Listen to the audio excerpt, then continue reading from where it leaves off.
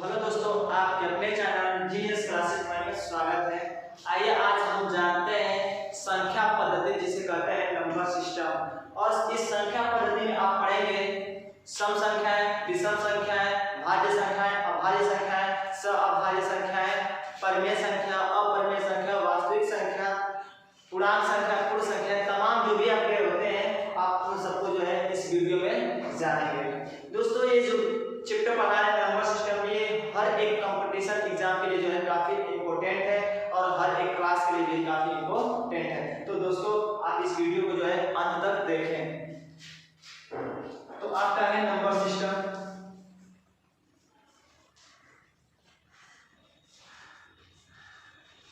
Number system जिसे कह सकते हैं संख्या पद्धति,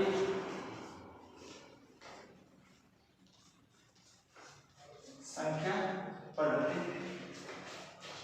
तो दोस्तों देखिए इसमें आपको पहला क्या पढ़ना है, सम संख्या। तो देखिए सम संख्याएं क्या होती हैं? सम संख्याएं वे संख्या होती हैं जो दो से भाग देने पर पूर्णतः क्या होती है, कट जाती है या पूर्ण रूप से जो है कट जाती है, वह संख्या क्या कहलाती है, सम संख्या कहलाती है। या आप कह सकते हैं जिस संख्या के अंत में 0, 2, 4, 6, 8 हो तो वे संख्याएं जो है कह सकते हैं दो से कट जाएंगी, अर्थात कह सकते हैं वो संख्याएं सम संख्या कहलाती है। यानी एक बार दोबारा देख लीजिए फिर से, सम संख्याएं वे संख्या होती हैं जिसे दो से भाग देने पर पूर्णतः क्या होती है, कट जाते हैं, उससे हम क्या करते हैं, सम संख्या कहते हैं। और सम संख्या को जो है इसे जो है क्या करते हैं, प्रदर्शित करते हैं, इसे प्रदर्शित करते हैं। फिर आपका है दूसरा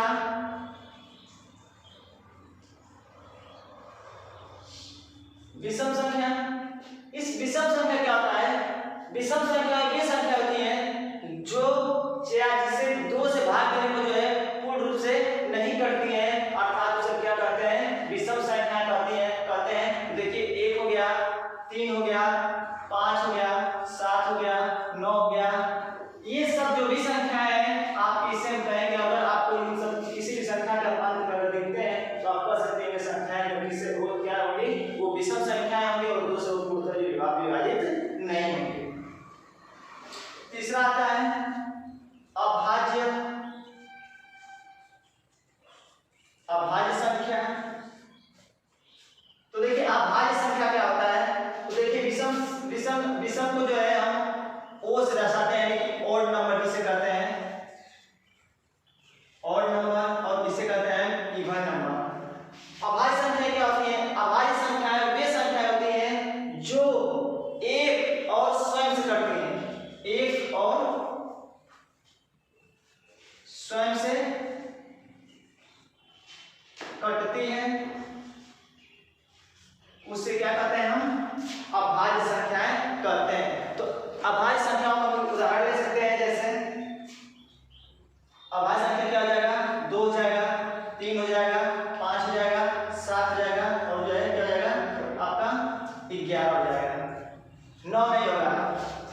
ठीक है, तो आप देख सकते हैं कि जो आपका 2 है वो 1 से कटेगा, 2 से कटेगा, 3 जो है 1 से कटेगा, 3 से कटेगा, 5 जो है 1 से कटेगा, 5 से कटेगा। यानी कि आप देख रहे हैं कि वो 1 से और इससे कट रहे हैं, स्वयं से कट रहे हैं, हम उसे क्या कहेंगे, अभाज्य संख्याएं कहेंगे। चलिए हम समझते हैं भाज्य संख्याएं क्या होती हैं। भाज्य संख्याएं,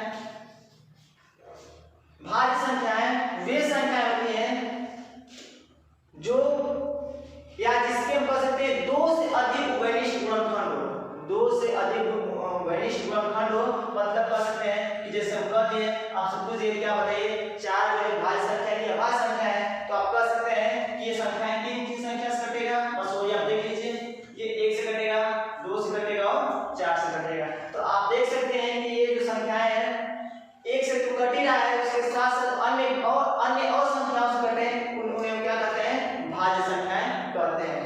फिर आपका आता है पांचवा सअभाज्य, सअभाज्य संख्या। सअभाज्य संख्याएं क्या होती हैं, सअभाज्य संख्याएं वे संख्याएं होती हैं जिनका मशक केवल सभाज्य संख्याएं वे संख्याएं होती हैं जिनका औसत क्या हो, सिर्फ एक हो। अर्थात हम कह सकते हैं कि जो है 3 और 5 आपसे पूछ दिया जाए क्या बताइए कि ये जो है क्या सभाज्य संख्या है, तो आप कहेंगे या है। क्यों?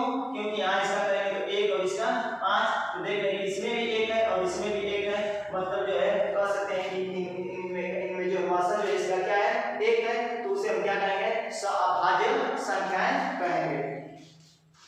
ठीक है, चलिए अब आगे समझते हैं।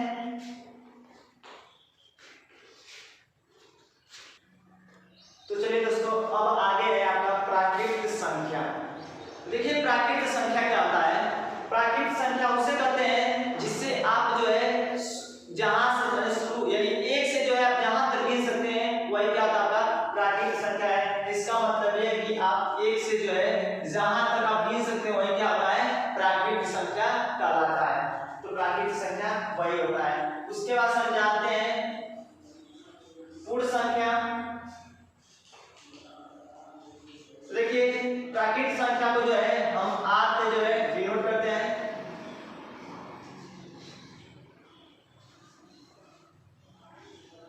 ऐसे जो है प्रदर्शित करते हैं, ऐसे प्रदर्शित करते हैं। उसके बाद से अगला है पूर्ण संख्या। तो प्राकृत संख्या में जीरो जोड़ देने के बाद वो संख्या क्या कहलाती है, पूर्ण संख्या कहलाती है। तो आप देखिए यहाँ पे 2 है, 3 है, 4 8 ऐसे है, आप इसी के आगे कर दीजिए, जीरो से सम्मिलित कर लीजिए, वही क्या कहलाएगा आपका पूर्ण संख्या कहलाएगा। यानी पूर्ण संख्या क्या होती है, आप कहेंगे कि प्राकृत संख्या में जीरो जोड़ देने पर यानी कि आगे जीरो लगा देने पर वो संख्या क्या बन जाता है, पूर्ण संख्या बन जाता है। अर्थात कह सकते हैं कि पूर्ण संख्या जो है जीरो से शुरू होता है, कहां तक, आप जहां तक उसको काउंटिंग कर सकते हैं वहां तक। ये हो गया। उसके बाद 8वां है आपका पूर्णांक संख्या। देखिए पूर्णांक संख्या, देखिए पूर्ण संख्या को जो है हम उसे जो है इसे हम W से जो है प्रदर्शित करते हैं, इसे जो है हम W से प्रदर्शित करते हैं। अगला है पूर्णांक संख्या क्या होता है, तो आप कहेंगे जिस संख्या को हम धनात्मक और ऋणात्मक दोनों में लिख सकते हैं, जिस संख्या को धनात्मक और ऋणात्मक दोनों में लिख सकते हैं तो क्या होता है, पूर्णांक संख्या होता है। मतलब ये है कि ये धन जो पूर्णांक संख्या होगा वो धन पूर्णांक भी होगा और ऋण पूर्णांक भी होगा, अर्थात कहने का मतलब क्या है, अगर हम कह दें कि बताइए -3 क्या है, तो आप कहेंगे -3 क्या है, पूर्णांक संख्या है। क्योंकि अभी आपको बताया कि पूर्णांक संख्या में धन पूर्णांक और ऋण पूर्णांक दोनों सम्मिलित होते हैं। तो जब कभी भी आपको धन और एवं जो है ऋण पूर्णांक दोनों अगर आपको दिखते हैं तो आप कहेंगे वो क्या होता है, आपका पूर्णांक संख्या होता है। तो -3 आपका क्या हो जाएगा, पूर्णांक संख्या। हम कह देंगे 2 क्या होगा, तो 2 आपका जो है पूर्णांक संख्या भी होगा, पूर्ण संख्या भी होगा और जो है प्राकृतिक संख्या भी होगा और जो है सम संख्या भी होगा और भाज्य संख्या भी होगा। भाज्य संख्या जो है आपका ये नहीं होगा। क्यों? क्योंकि ये 1 से कट रहा है और 2 से कट रहा है। इसका मतलब ये क्या होगा, जो 1 और स्वयं से कटता है उसे क्या कहते हैं, यानी कि उसे कहते हैं अभाज्य संख्या। यानी कि क्या हो जाएगा, 2 अभाज्य संख्या, अभाज्य संख्या। और यहाँ से क्वेश्चन पूछा जाता है कि सबसे छोटी अभाज्य संख्या क्या होती है, सबसे छोटी अभाज्य संख्या क्या होती है। तो सबसे छोटी अभाज्य संख्या जो है आपका क्या होता है, 2 होता है। दोस्तों आप इसको याद रखेंगे, वेरी मोस्ट इंपॉर्टेंट। सबसे छोटा जो है अभाज्य संख्या कौन होता है, तो आप याद रखेंगे 2 होता है। चलिए हम अगले हेडिंग की तरफ चलते हैं। अगला हेडिंग है आपका परिमेय संख्या। परिमेय संख्या, परिमेय संख्या देखिए पूर्णांक संख्या को हमेशा जो हम किससे दर्शाते हैं, I से दर्शाते हैं। इसे जो है हम I से प्रदर्शित करते हैं, I से प्रदर्शित करते हैं। दोस्तों अब अगला हेडिंग है आपका परिमेय संख्या, जिसे हम इंग्लिश में कहते हैं रेशनल नंबर। और ये जो परिमेय संख्या है काफी इंपॉर्टेंट है और बहुत ही इंपॉर्टेंट है, क्योंकि ये जो हेडिंग है यानी जो ये पॉइंट है आपका परिमेय संख्या, वो जो है कहीं भी पूछा जाता है, याद रखिएगा इसको। परिमेय संख्याएं वे संख्याएं होती हैं जिन्हें हम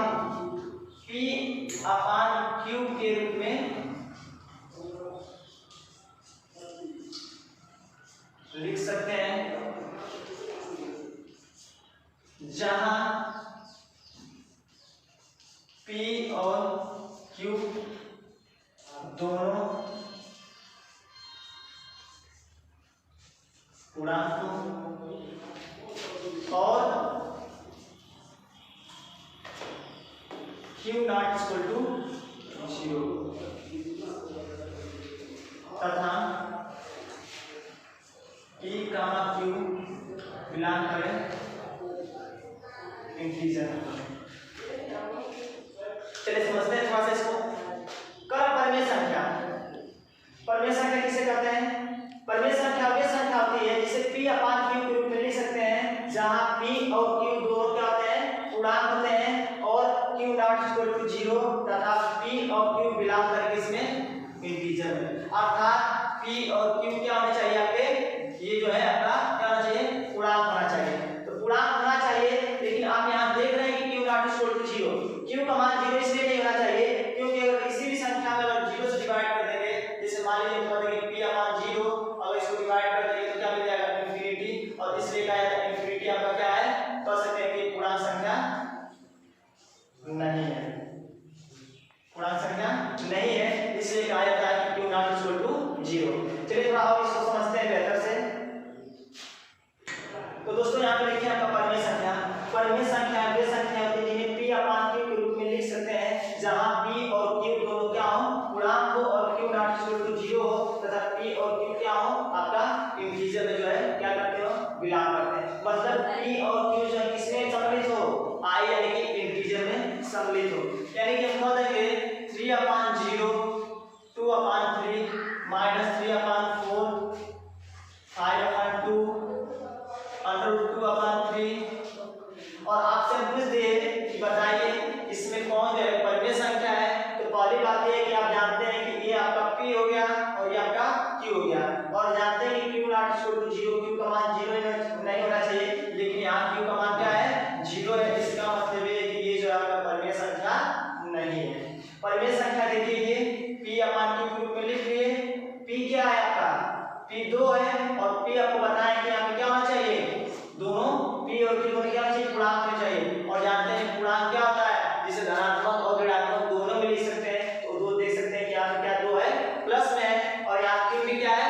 प्लस में है। अर्थात हम कह सकते हैं संख्या जो आपका परिमेय संख्या कहलाएगा। फिर आगे -3/4, -3 देखिए, -3 यानी ये P हो जाएगा और ये Q हो जाएगा, और P जो है -3 है, मतलब ये P क्या है? पूर्णांक है, तो -3 भी क्या है? पूर्णांक है। तो अर्थात हम कह सकते हैं ये भी क्या होगा? परिमेय संख्या होगा। 5/2 इसे भी परिमेय संख्या कहेंगे।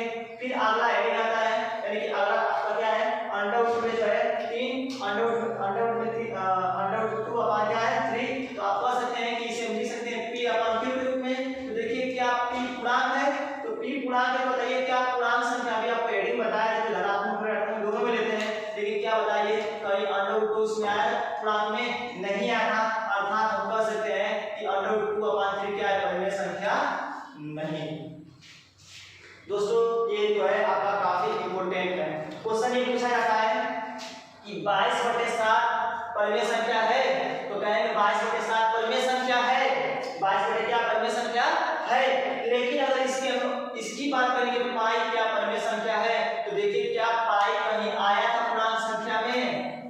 क्या पूर्णांक संख्या में आया था? तो हम कहेंगे पूर्णांक संख्या नहीं है। तो पूर्णांक संख्या जब ये पाई नहीं है, तो जब पाई नहीं है तो हम कहेंगे कि ये जो परिमेय संख्या भी नहीं है। अगर 22/7 की बात करेंगे तो कहेंगे 22/7 पूर्णांक है, तो इसको कहेंगे कि परिमेय संख्या भी है। चलिए अब हम समझते हैं अपरिमेय संख्या। अगला क्या है? अपरिमेय संख्या। परिमेय संख्या, अपरिमेय संख्या। देखिए अपरिमेय संख्या क्या होता है? यानी कि अपरिमेय का मतलब ये होता है, या देखिए परिमेय का मतलब ये भी होता है कि जिसका दशमलव प्रसार जो है, दशमलव प्रसार का अंत हो जाए, उसे हम कहते हैं क्या? परिमेय संख्या। या शांत दशमलव कहते हैं। क्या कहते हैं? शांत दशमलव कहते हैं। शांत दशमलव कहते हैं। याद रखिएगा दोस्तों, आप कह सकते हैं कि परिमेय संख्या को जो है शांत दशमलव भी कहते हैं और अपरिमेय संख्या को अशांत दशमलव भी कहते हैं। तो अशांत दशमलव कहते हैं मतलब ये है कि आप इन सब को छोड़ के अब जो भी आएंगे यानी कि कह सकते हैं कि √2/3 कह सकते हैं कि 4/√2 फिर जो 2/√3 अर्थात ये सब कह सकते हैं क्या है अपरिमेय। जो परिमेय नहीं होगा उसे हम कहेंगे क्या होगा वो अपरिमेय होगा। ठीक है चलिए अब हम समझते हैं अपरिमेय हो गया। चलिए अब हम आगे समझते हैं क्या होता है शांत और अशांत। शांत दशमलव फिर है आगे अशांत दशमलव। अशांत दशमलव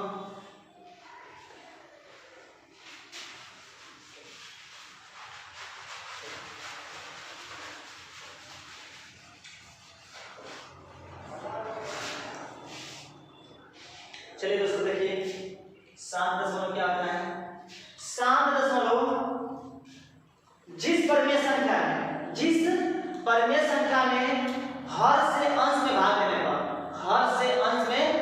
देने पर अगर उसका दशमलव प्रसार का अंत हो जाता है उसे हम कहेंगे शांत दशमलव।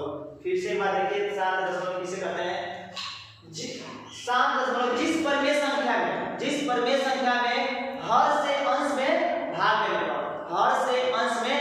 देने पर अगर वो उस संख्या का दशमलव प्रसार का अंत हो जाता है तो हम कहेंगे वो क्या कहलाता है आपका शांत दशमलव कहलाता है। अशांत दशमलव क्या होता है हम कह सकते हैं जिस परिमेय संख्या में हर से अंश में भाग देने पर जिस संख्या का दशमलव प्रसार का अंत नहीं होता है उसे हम क्या कहते हैं अशांत दशमलव कहते हैं। देखिए कैसे अगर हम कह देंगे आपसे बताइए 2/5 क्या ये जो है शांत दशमलव है तो आप क्या कीजिए कि इस 5 से बताएं ना कि हर से अंश में भाग करने पर अंश से हर से जो भाग कर दीजिए इसमें क्या ये दशमलव क्या हो जाएगा ये हो जाएगा 5 चौको 20 कट गया। इसका मतलब इसका जो दशमलव प्रसार हुआ है क्या हो गया है दशमलव प्रसार का अंत हो गया है और तब कहीं वो क्या कहलाएगा आपका शांत दशमलव कहलाएगा। फिर आगे है अशांत दशमलव क्या होता है। तो अशांत दशमलव हम कह सकते हैं जिसके हर से अंश में भाग करने पर दशमलव प्रसार का अंत न हो अर्थात हम जैसे कह सकते हैं कि 1/3 आप समझ दिए क्या बताइए 1/3 शांत दशमलव है कि अशांत दशमलव है तो क्या कीजिए 1/3 में जो है अब 3 में जो है क्या कीजिए 3 से जो 1 में भाग कर दीजिए ये दशमलव बनाएंगे 0 3 त्रिके 9 1 फिर 0 3 त्रिके 9 फिर 1 फिर 3 त्रिके 9। तो आप देख सकते हैं कि इसका दशमलव का अंत नहीं हो रहा है अतः हम कहेंगे ये जो आपका क्या कहलाएगा अशांत दशमलव कहलाएगा। अब देखिए अब इसको पास करने के लिए जो है आप एक तरीका भी लगा सकते हैं। अब शांत दशमलव अशांत दशमलव बिना भाग दिए आप अगर उन्हें जानना चाहते हैं कि क्या ये शांत है कि अशांत है तो इसका भी एक तरीका है। तो देखिए तरीका क्या है जहां हर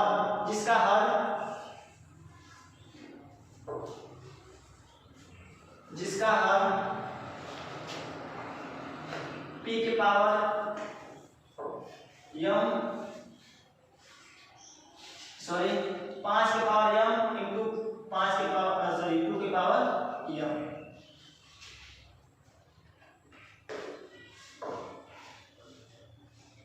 ठीक है देखिए कहने का मतलब क्या है। अब देखिए जो आपका हर होगा वो आपका इस रूप में होना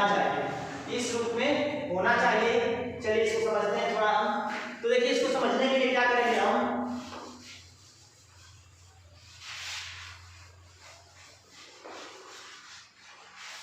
चलिए देखिए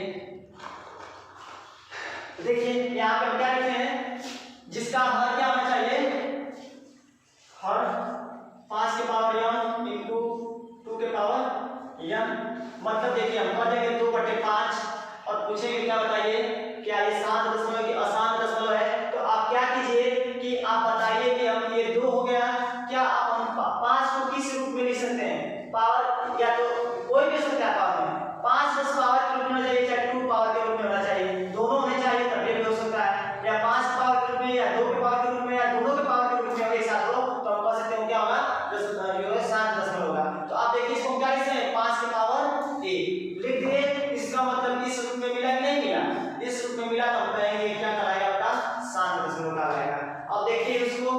जैसे हम लिखते हैं 1/3, तो क्या 1/3 है, आप क्या इसको लिख सकते हैं क्या 5 के पावर के रूप में या 2 के पावर के रूप में? नहीं लिख सकते हैं, अर्थात हम कहेंगे ये जो आपका जो है और क्या हो जाएगा, अशांत दशमलव हो जाएगा। क्या हो जाएगा, अशांत दशमलव हो जाएगा। दोस्तों हमें उम्मीद है कि आपको समझ में आ रहा है। चलिए एग्जांपल और समझते हैं इससे संबंधित। जैसे हम कह दिए कि 4/25 और आपसे हम पूछ दे क्या बताइए ये शांत दशमलव है, तो देखिए आप क्या करेंगे, इसको पावर के रूप में बनाइए, इसको लिख सकते हैं 5 की पावर 2। अगर हम इस रूप में लिख दिए तो अर्थात हम कह सकते हैं क्या होगा, वो आपका शांत दशमलव होगा। चलिए अब अगले एग्जांपल में समझ लीजिए। जैसे हम लिख देंगे 5/36 5/39, तो हम कहेंगे क्या इसको आप जो है 5 या 2 के पावर के रूप में लिख सकते हैं? नहीं लिख सकते हैं, अर्थात हम कहेंगे जो है क्या होगा, आपका अशांत दशमलव होगा। क्या होगा, अशांत दशमलव होगा। चलिए हम अब आगे समझते हैं वास्तविक संख्या। चलिए दोस्तों अब आपका हेडिंग है वास्तविक संख्या, जिसे कहते हैं हम इंग्लिश में रियल नंबर। क्या कहते हैं, रियल नंबर। क्या कहते हैं, रियल नंबर। देखिए रियल नंबर होता क्या है, वास्तविक संख्या वे संख्या होती हैं जिनको हम परमेय और अपरमेय के रूप में लिख सकते हैं। किस रूप में, परमेय और अपरमेय के रूप में, अपरमेय के रूप में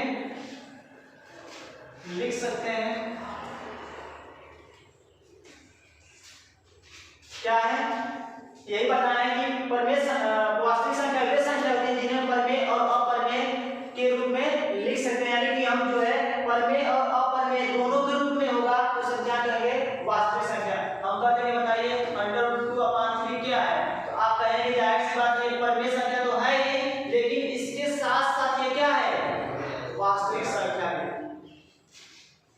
हम कहते हैं 2/3 बताइए क्या है, तो आप कहेंगे कि ये परमेय संख्या है और उसके साथ साथ क्या ये होगा, आपका वास्तविक संख्या भी होगा। अर्थात आप कह सकते हैं कि वास्तविक संख्याएं वे संख्याएं होती हैं जिन्हें हम परमेय और अपरमेय के दोनों के रूप में लिख सकते हैं, उन्हें हम क्या कहते हैं, वास्तविक संख्या कहते हैं। चलिए अब हम चलते हैं अपने कुछ प्रगुण की तरफ।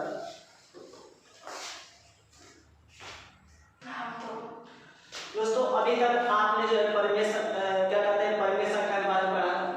अब जो है आप पढ़ेंगे परमेय संख्या के कितने प्रगुण होते हैं, परमेय संख्या के कितने प्रगुण होते हैं। तो आइए हम जानते हैं पहला प्रगुण क्या है, सनोरक प्रगुण या संवृत्त प्रगुण। दूसरा है क्रमविन्मेय प्रगुण या क्रमविन्मेय नियम। तीसरा है साहचर्य प्रगुण। चौथा है योज्य प्रगुण और पांचवा है वितरण प्रगुण। छठवां है योज्य प्रगुण और आपका जो है आगे क्या है, निरपेक्ष मान है। तो देखिए सनोरक प्रगुण होता क्या है, अगर हम किसी परमेय संख्या में, यानी कि किसी परमेय संख्या को मान ले P/Q प्लस R/S, अगर इस दोनों को अगर हम जोड़ेंगे, दो परमेय संख्याओं को जोड़ते हैं तो एक परमेय संख्या को प्राप्त होता है।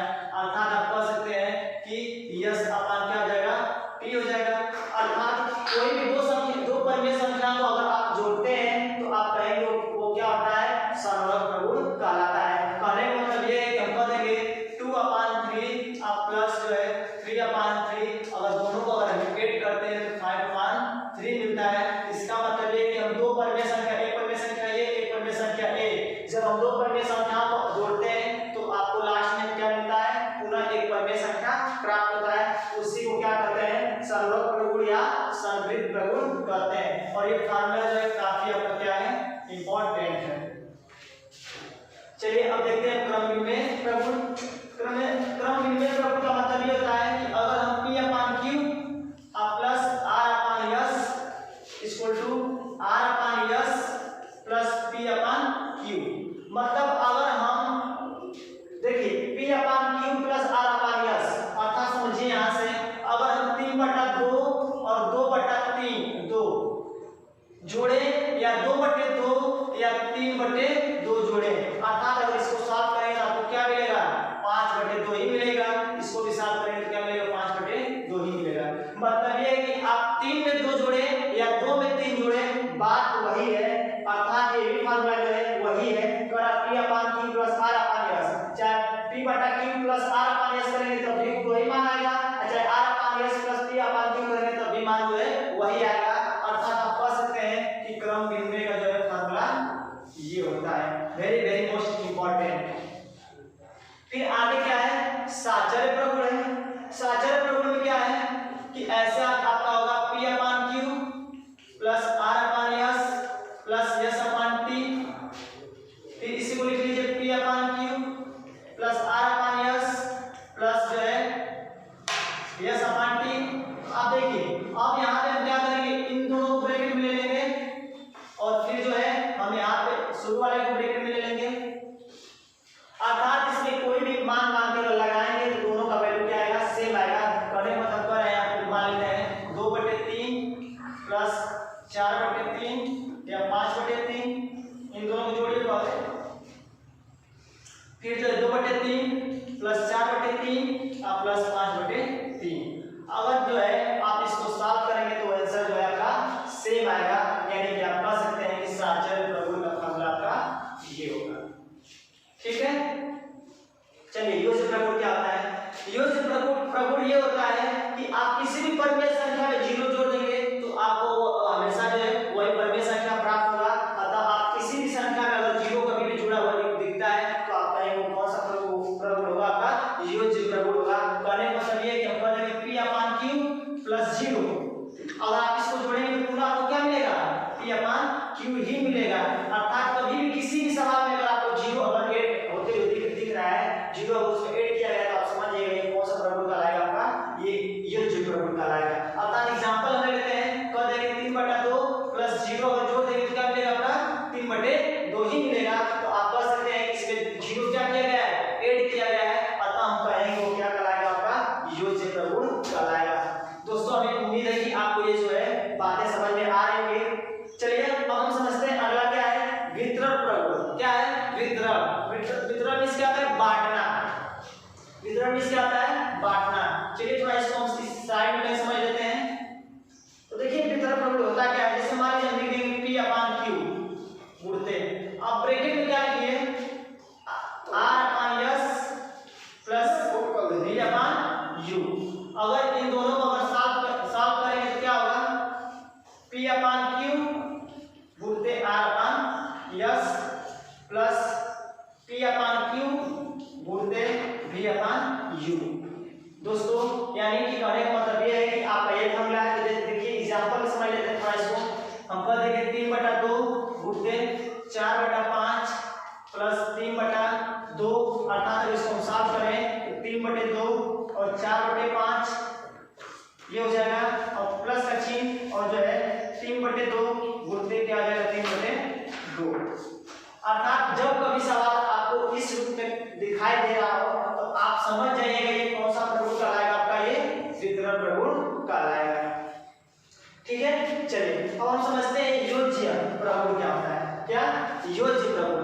योज्य प्रगुण का मतलब ये होता है कि इसमें जो है योज्य प्रगुण में कटने के बाद आपका क्या आना चाहिए सर, यानी कि हमेशा जो है जीरो ही आना चाहिए। सॉरी, अगर ये घटाने के बाद इसका आंसर अगर आपको जीरो आता है तो आप कहेंगे वही क्या आता है, योज्य प्रगुण होता है। अर्थात हम कहेंगे कि 2 का योज्य प्रगुण क्या होगा, तो आप कहेंगे 2 का योज्य प्रगुण क्या होगा, -2 होगा। क्यों, क्योंकि अगर इन दोनों को अगर ऐड करें इसके इक्वल क्या आएगा, 0। और जब कभी किसी भी संख्या का वैल्यू 0 आता है तो आप कहेंगे कौन सा प्रगुण कहलाएगा, आपका योज्य प्रगुण कहलाएगा। अर्थात अगर दोनों को अगर ऐड करें तो ऐड कर लीजिए, क्यों, क्योंकि इसका योज्य प्रगुण -2 हो रहा है, इसको साथ करेंगे क्या मिलेगा, 0।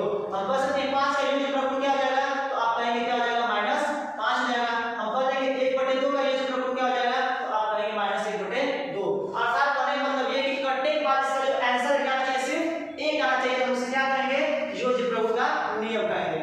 ठीक है दोस्तों, ये सरल प्रगुण, क्रमिक प्रगुण, साचर्य प्रगुण, योज्य प्रगुण, वितरण प्रगुण और योज्य प्रगुण, ये जो बताए हैं वेरी वेरी मोस्ट इंपोर्टेंट अन्य क्लासों के लिए, यानी कि 6, 7, 8, 9, 10 ये जो क्लासें हैं इन क्लासों के लिए काफी इंपोर्टेंट हैं। कभी कभी जो है इस नियम को नहीं पढ़ाया जाता है तो सवाल जो सॉल्व नहीं हो पाते हैं। तो दोस्तों आप इस नियम को याद रखिए और इसी नियम पे जो है आप सवाल को क्या कीजिए, सॉल्व कीजिए। और ये बहुत ही इंपोर्टेंट जो है आपके जो है प्रगुण है।